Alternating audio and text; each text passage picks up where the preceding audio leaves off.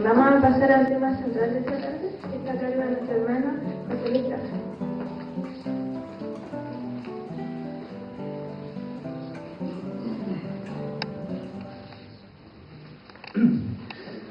Muy buenas tardes, queridos hermanos.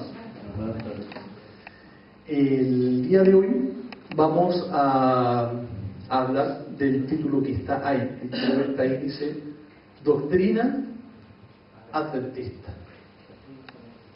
Doctrina Adventista, el logo y la fecha del día de hoy. Un día muy bonito, ¿cierto? Porque es sábado. Doctrina. Los quiero llevar a una introducción que tiene que ver con nuestra iglesia, ¿ya?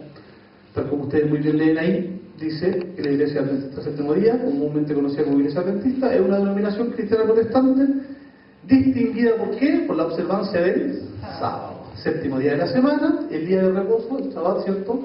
Y por su énfasis en ¿qué? En la inminente venida, en la inminente segunda venida de Jesucristo.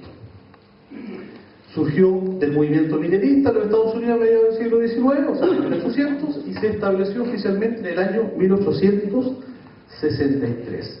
Entre sus fundadores se destaca Elena de White, cuya extensa obra sigue siendo respetada actualmente por los adventistas, y ahora vienen los datos numéricos, que es siempre importante tenerlo como referencia. Somos el octavo mayor organismo internacional cristiano. Sigamos. Como les decía, seguimos viendo aspectos introductorios de nuestra congregación. En eso estamos en este momento. Corresponden entonces gran parte de la teología adventista, corresponde a la enseñanza evangélica, como la deidad, un Dios Padre, un Dios Hijo y un Dios Espíritu Santo, además de creer en el estado inconsciente de los muertos y la doctrina de un juicio investigador.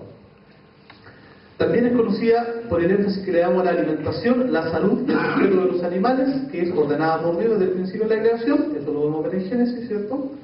Y lo más importante, creo yo, que lo que está acá, que las doctrinas están completamente basadas en la Biblia, se promueve la libertad religiosa y sus principios y estilo de vida que los diferencia.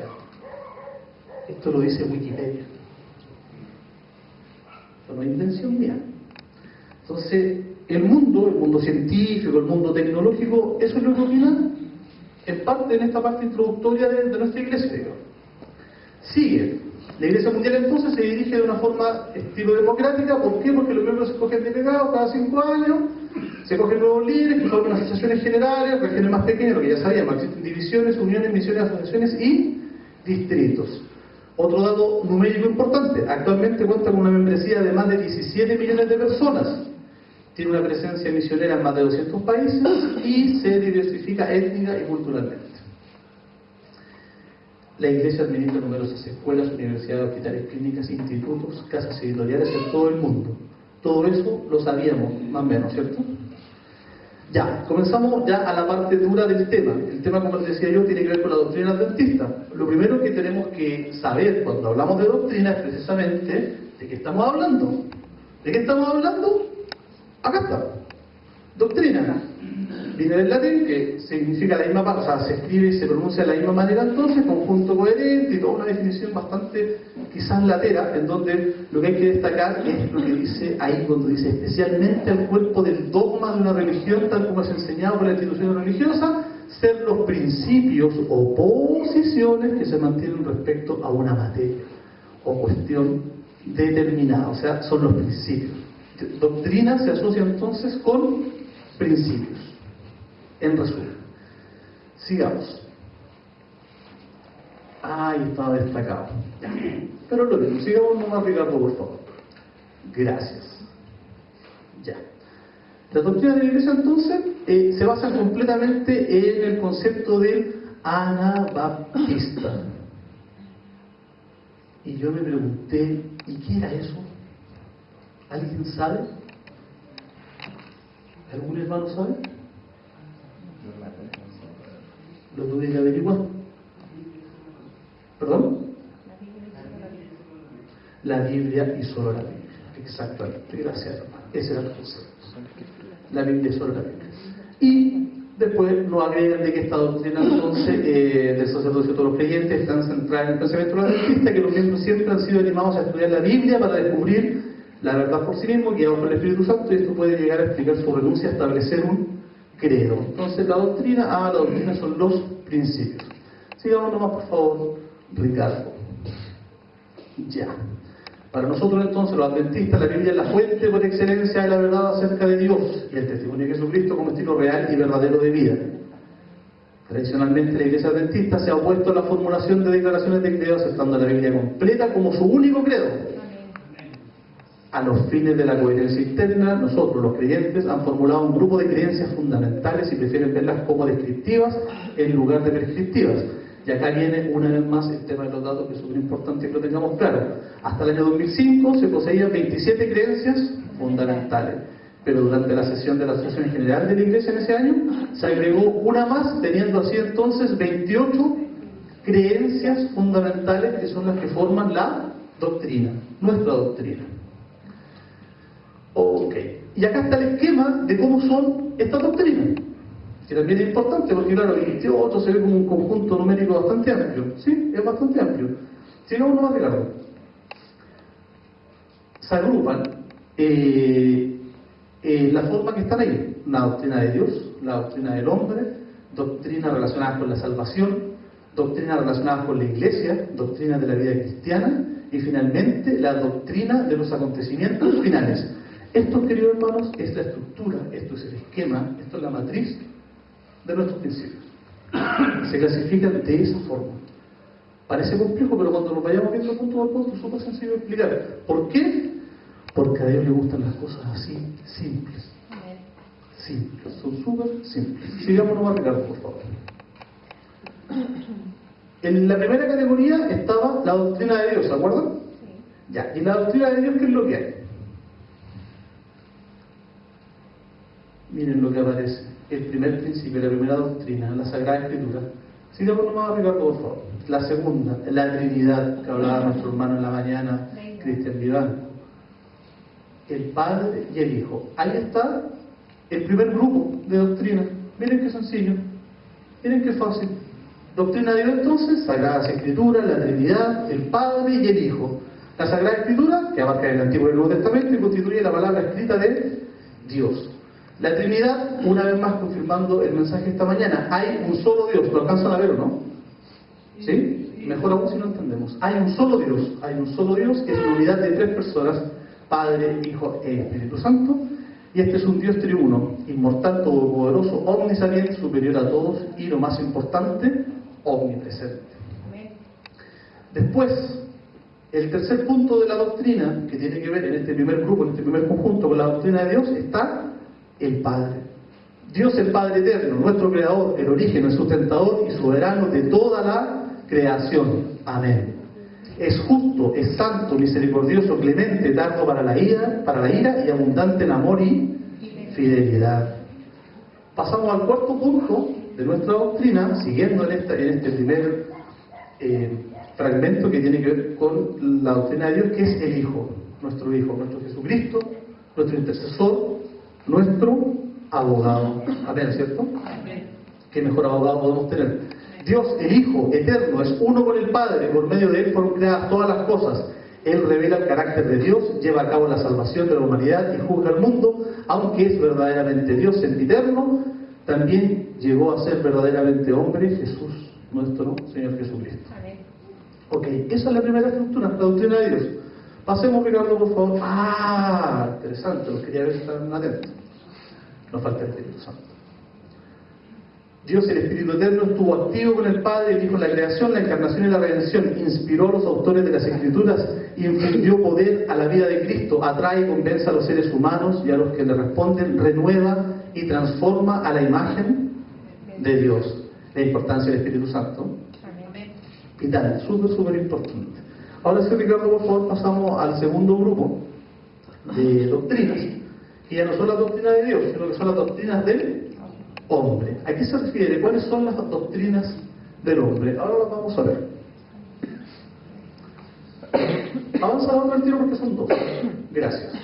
Cuando hablamos en los 28 puntos de la doctrina del hombre son estas dos, las 6 y las 7, que son la creación y la naturaleza del hombre. ¿Qué nos habla la creación? Dios es el creador de todas las cosas y ha revelado por medio de las Escrituras un registro auténtico de su actividad creadora. El Señor hizo en 6 días los cielos y la tierra y todo ser viviente que la habita, y reposó el 7º día de la primera semana. De ese modo estableció el sábado como un momento perpetuo de la finalización de su obra creadora.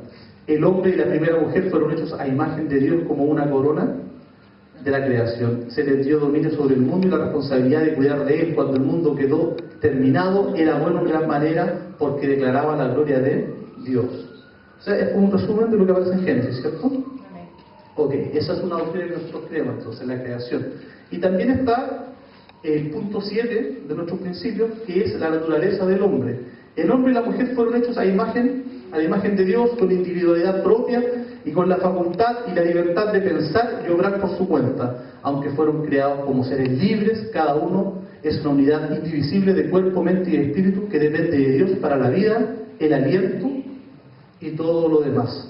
¿Sí? Dice hombre y mujer, ¿cierto? A veces uno se confunde porque hombre, hombre, mujer, mujer. No, dice claramente hombre y mujer. Avancemos, por favor, estimado Ricardo. Ya hemos visto los dos primeros grupos. En la tercera categoría están las doctrinas relacionadas con la salvación. ¿Cuáles son aquellas? Veamos, el gran conflicto y la vida, la muerte y la resurrección de Cristo. Yo cuando no venía a la iglesia, yo veía este libro en la casa de mi suegra. ¿Existe ese libro, no? ¿Lo estoy imaginando? ¿Existe? Un libro que se llama El conflicto, ¿no? Sí, lo leí y me parecía súper interesante.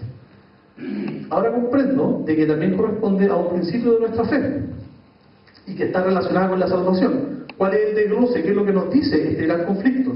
Nos dice de que la humanidad entera se encuentra envuelta en un conflicto de proporciones extraordinarias entre Cristo y Satanás, en torno al carácter de Dios, su ley y su soberanía sobre el universo. Este conflicto se originó en el cielo cuando un ser creado dotado de libre albedrío se exaltó a sí mismo y se convirtió en Satanás, el adversario de Dios, e instigó a rebelarse a una porción de los ángeles. Él introdujo el espíritu de la rebelión en este mundo cuando indujo a pecar a Adán y a Eva. Historia que conocemos muy bien nosotros, ¿cierto? Ok, entonces la problemática de esta situación es lo que se denomina como el gran conflicto. Y por otro lado está otro principio, otra doctrina de nosotros, el número 9, que es la vida, la muerte y la resurrección de Cristo. Mediante la vida de Cristo, de perfecta obediencia a la voluntad de Dios, su sufrimiento, su muerte y su resurrección, Dios proveyó el único medio válido para expiar el pecado de la humanidad, de manera que los que por fe acepten esta expiación pueden tener acceso a la vida eterna y toda la creación pueda comprender mejor el infinito y santo amor de nuestro Creador. Querido hermano, la teoría teológica que está ahí suena y se ve tan sencillo. Miren lo que hay que hacer para la vida eterna, para tener acceso a la vida eterna. ¿Qué es lo que hay que hacer? Aceptar a Cristo como nuestro Salvador. Y es lo que yo espero de todo y cada uno de ustedes. Que aceptemos al Hijo de Dios Padre, al Señor Jesucristo. Una vez siendo nueva criatura, ¿qué es lo que podemos hacer? Podemos recién comenzar, entre otras cosas, insisto, en el mensaje de la mañana, a impartir este Evangelio. O sea, si nosotros no nos convencemos de que somos nueva criatura, no nos convencemos de que existe un Cristo victorioso, es imposible que podamos convencer a otros. Partiendo por nuestro propio ejemplo, ¿cierto? Sigamos, Ricardo, por favor. La experiencia de la salvación. Con amor y misericordia infinita, Dios hizo que Cristo, que no conoció pecado, fuera hecho pecador por nosotros, para que nosotros pudiésemos ser hechos justicia de Dios en Él. O sea, una vez más, la experiencia de la salvación. Ese es el tercer punto dentro de la doctrina de la salvación. Pasamos al cuarto, que es la doctrina de la Iglesia. Acá está quizás el grueso de los principios de nuestra fe. ¿Tenemos cuántos principios? 3, 6, 8. Crecimiento en Cristo, la Iglesia, remanente sumisión, unidad del cuerpo en Cristo, el bautismo, la cena del Señor, los dones y los ministerios espirituales y el don de profecía.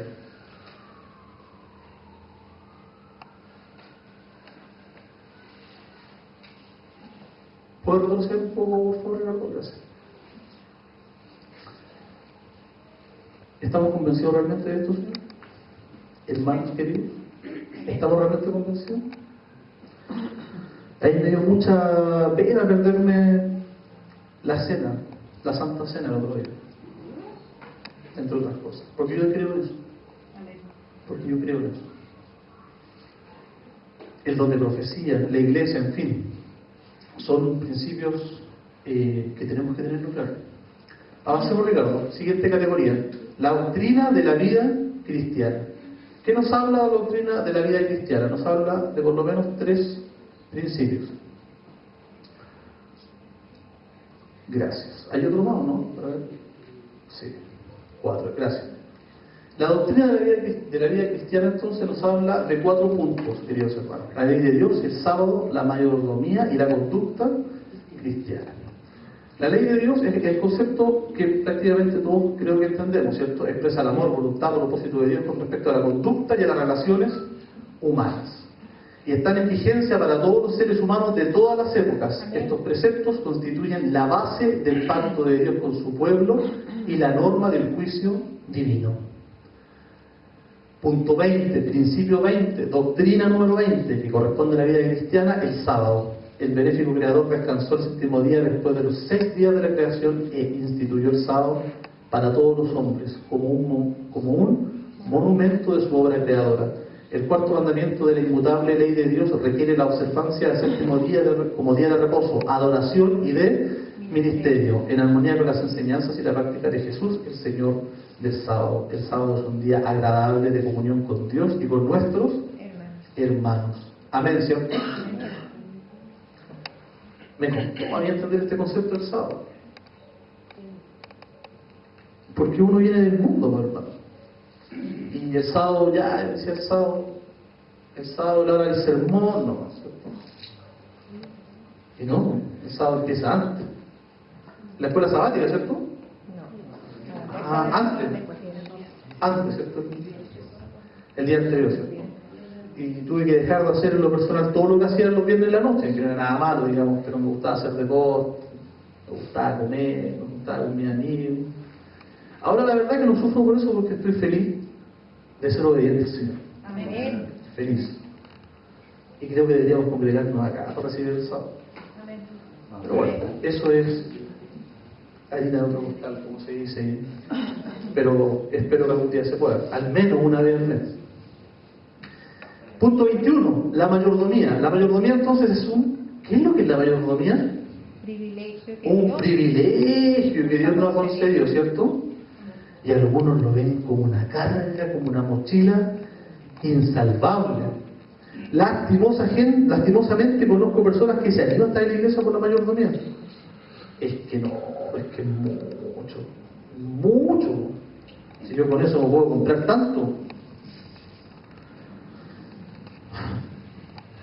Es un privilegio que Dios nos ha dado, nos ha concedido. ¿Para qué? Para que crezcamos en amor y para que logremos la victoria ¿sobre qué?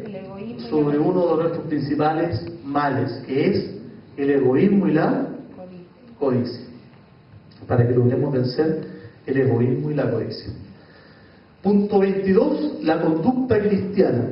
Pero lo voy a profundizar más adelante. Sigamos nomás, Ricardo. Ahora viene la 6ª y final categoría dentro de la clasificación de nuestra doctrina, que es la doctrina de los acontecimientos finales. En la doctrina de los acontecimientos finales, queridos hermanos, tenemos 6 puntos: el matrimonio y la familia, creemos en el matrimonio y la familia; el ministerio de Cristo en el santuario celestial; la segunda venida de Cristo; la muerte y la resurrección; el milenio y el fin del pecado; y la tierra nueva. ¿Qué es lo que va a ocurrir en la tierra nueva? Morarán los justos. Dios proporcionará un hogar eterno para los redimidos y un ambiente perfecto para la vida, el amor y el gozo sin fin, y para aprender junto a su presencia, porque allí Dios mismo morará con su pueblo y el sufrimiento y la muerte terminará para siempre. Amén. Pero miren qué hermoso. Él va a morar con su pueblo. Tenemos que esforzarnos entonces para poder estar ahí presentes, ¿cierto? Para recibir nuestra corona. Sigamos, por favor, Ricardo. Hasta ahí no. Gracias. Entonces, estamos viendo doctrina, ¿cierto? ¿Qué es lo que viene ahora? Las vamos a analizar una. ¿Tenemos tiempo, cierto? ¿Sí? ¿Tenemos tiempo? ¿Qué dicen? Vamos a analizarlas porque vamos a hacer preguntas. ¿Estamos de acuerdo, no? Avancemos nomás, Ricardo. Ya. Sigamos nomás, Ricardo.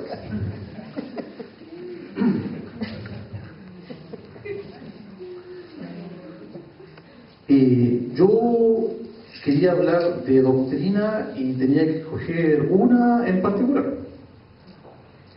Pero como uno es bendecido, uno también tiene orientación. Y yo iba a hablar de la conducta cristiana. Tenía todo un sermón preparado del principio 22, ¿se acuerdan? De conducta cristiana. Y por ahí un anciano de iglesia me dijo: oye muchachos, ¿y si partes por el 1 mejor? Y le encontré toda la razón del mundo. ¿Y cuál era el 1? ¿De qué categoría era? El 1 es la palabra de Dios, ¿cierto? Pero tiene que ver con la doctrina de Dios, ¿se acuerdan? Ya, la Trinidad, Padre, Hijo, Espíritu Santo. Y el primero es la palabra de Dios. Sigamos mirando. ¿Qué nos dice? Nos dice que ningún libro ha sido tan amado, tan odiado, tan reverenciado y tan condenado como la Biblia. Sigamos nomás arriba. Revelación divina, un punto súper importante, querido hermano, de esta. Bueno, no perdamos de vista. ¿Cuál es nuestro primer principio? ¿Cuál es nuestra primera doctrina? La palabra de Dios. No lo olviden, la palabra de Dios. ¿Qué nos dice entonces la palabra de Dios? La exclusividad de la Biblia no viene de su influencia política, cultural, social inigualable, sino de qué? Del origen y de los temas que trata. Es la revelación del único Dios hombre, el Hijo de Dios, Jesucristo, el Salvador del mundo. Amén. Avancemos más, Ricardo. Revelación divina, aspectos generales, disponible para todos y apela a la propia razón humana. Los principales canales de la revelación general son la naturaleza, la historia, el comportamiento humano y la conciencia. Sigamos. Revelación divina, parte especial. En el principio entonces, a través de los profetas en el Antiguo Testamento, y después fue transmitida por intermedio de su última revelación en la persona de Jesucristo. Y eso evidentemente está respaldado en el libro de los Hechos de los Apóstoles. Amén. Punto focal de las Escrituras. La Biblia expone la condición humana y revela la solución divina. ¿Cuál es la condición humana? Somos pecadores, ¿cierto? Ya. Pero, ante esa lapia, nos da la solución. ¿Y cuál es la solución divina? Jesús. Así es, reconocer a Jesucristo, nuestro Señor, como nuestro único Salvador. Amén. Entonces, ese punto focal en el Antiguo Testamento sale presentado como el Mesías. Amén. Y en el Nuevo es revelado como Jesucristo, nuestro Salvador. Punto focal de las Escrituras. Seguimos entonces con ese subíndice. Los escritores bíblicos indican al Espíritu Santo como la fuente de sus revelaciones. Pedro destacó el hecho de que el Espíritu Santo operaba a través de todos los profetas. Y ahí están las respectivas citas bíblicas. Dios es entonces, por lo tanto, el autor de la Biblia. Amén. Dice Pablo que toda la Escritura es inspirada por Dios y útil para enseñar. La palabra traducida entonces dice inspirada, que significa literalmente proveniente del soplo de Dios. Seguimos con inspiración. Dios entonces inspiró la verdad en la mente de los hombres, los cuales expresaron estas mismas verdades en sus propias palabras, que fueron consolidadas en las Escrituras.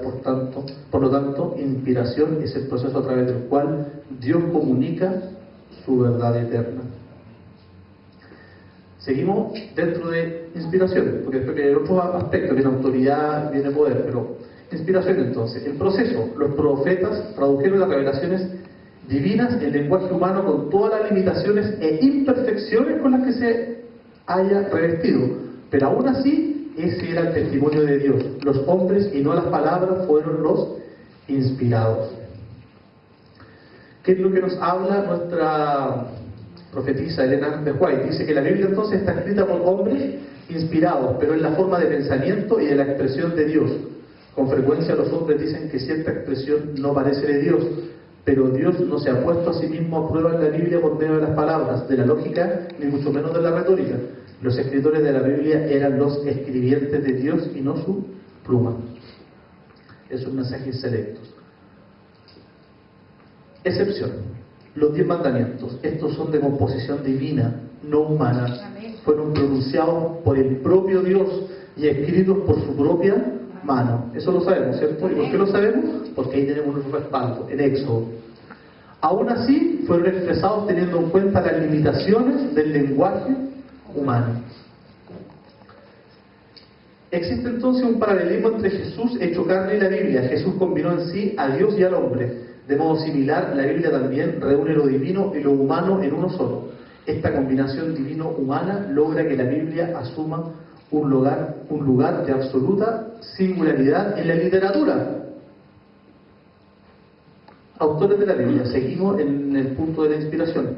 El Espíritu Santo preparó ciertas personas para que recibiesen la comunicación de las verdades divinas. La revelación divina recibida no convertía a la persona ni le aseguraba la vida eterna. Todos los autores bíblicos fueron personas que tenían una naturaleza pecaminosa, necesitando diariamente de la gracia de Dios. Eso está en el libro de Romanos. La inspiración de los autores bíblicos no debe ser vista simplemente como una iluminación u una orientación divina, pues estas son prometidas a todos los que buscan la verdad. De hecho, la inspiración de los escritores bíblicos ocurrió aun cuando ellos no comprendieron el mensaje divino, ¿cierto? Tenemos muchos ejemplos bíblicos de aquello. Siguiendo con inspiración, en el método, frecuentemente el Espíritu Santo comunicó el conocimiento divino por intermedio de visiones y sueños. Otras veces habló audiblemente o a través de impresiones íntimas. A algunos el Espíritu les reveló eventos futuros. En otros momentos los escritores registraron eventos históricos, como el libro de los Hechos, que es como el clásico libro que registra eventos históricos. Aunque los datos hayan sido elegidos a través de la observación personal, información oral, fuentes escritas o revelación directa, todas las informaciones llegaron al escritor a través de la orientación del Espíritu Santo. Por lo tanto, la inspiración divina garantiza la plena confiabilidad en las Escrituras con la selección de los materiales. La Biblia ha sido preservada con esmerada y milagrosa precisión, a pesar de todos los intentos por destruirla. Qué curioso. La comparación de los manuscritos del Mar Muerto con manuscritos de elaboración posterior han contribuido para comprobar que la Biblia que estamos leyendo hoy es la misma que leían las personas hace miles de años. Amén. Los autores bíblicos testifican que su testimonio no se origina con ellos propiamente. Fue la palabra de Dios que vino a Jeremías, Ezequiel y Oseas. Les fue ordenado que hablasen en nombre del Señor diciendo: así dice el Señor. Estamos en el punto de autoridad. Avancemos más, Ricardo. Dice que Jesús y la autoridad de las Escrituras.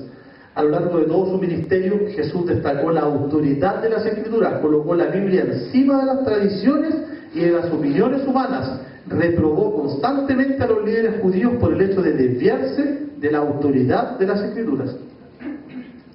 Nadie puede llamar a Jesús Señor sino por el Espíritu Santo, ¿cierto? Sin la iluminación de la mente humana por el Espíritu Santo, la Biblia jamás podrá ser entendida correctamente o reconocida como la expresión autorizada de la voluntad de Dios. Seguimos viendo autoridad. La Biblia y la ciencia. Las contradicciones entre las Escrituras y la ciencia son frecuentemente resultado de la especulación. La incapacidad de armonizar la ciencia con las Escrituras viene mediante una comprensión imperfecta de la ciencia o de la revelación. Sostener que se encuentran contradicciones entre una y la otra, pero cuando se entienden correctamente, se las anota en perfecta armonía. Querido hermano, uno de los eventos bíblicos más cuestionados es... son varios. Uno de los eventos bíblicos más cuestionados es el paso de Moisés por entre las aguas. ¿Lo sabían? Científicamente súper cuestionado. Y los científicos, todo, que eso es imposible, y lo más curioso es que ellos mismos dan la respuesta, porque dicen, la única manera de que estoy aburrido es que haya habido una explosión volcánica 1000 kilómetros más para allá y que haya provocado un tsunami, que el agua se contrajese, y así fue. Y la pregunta es, bueno, ¿quién hizo esa explosión volcánica? ¿Faraón? Ya, sigamos. La Biblia entonces y los dones del Espíritu. El Espíritu Santo no fue prometido con el objetivo de sobreponerse a la Biblia. En realidad, todos los dones del Espíritu deben testearse por la Biblia. Si no están de acuerdo con ella, deben descartarse. Así es, seguimos en el punto de autoridad. Y ahora pasamos al punto final. Vimos inspiración, vimos autoridad, y el tercer punto de análisis de la Biblia es el que está ahí con rojito, que dice unidad. La lectura superficial conducirá a una comprensión superficial. La Biblia no presenta una uniformidad monótona, sino una rica y colorida diversidad de testimonios armoniosos, revelando una belleza rara y distinta. Queridos hermanos, la Biblia ha sido analizada por mucho tiempo, por muchas personas. Y adivinen qué, vulgarmente se diría, no le han podido pillar la yayita. El error, curiosamente o mágicamente, está todo sincronizado, todo concuerda, las palabras, los términos, todo, ratificando una vez más que eso es única y exclusivamente, ¿cuál era el primer punto? Inspiración, ¿se acuerdan? Solamente inspiración divina. No hay ninguna otra explicación racional, si no quiere se le queda racionalmente el tema. Continuemos, Ricardo. Un ejemplo claro de la revelación progresiva se demuestra a través de la armonía existente entre el Antiguo Testamento y el Nuevo Testamento.